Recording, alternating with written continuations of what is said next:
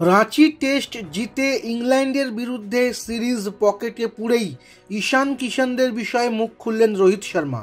স্পষ্ট বার্তা দিয়ে জানালেন, কয়েকজন তরুণ ক্রিকেটারের মধ্যে জাতীয় দলের হয়ে খেলার মতো খিদে নেই, তাদের জাতীয় দলে খেলানোর কোনো অর্থ নেই।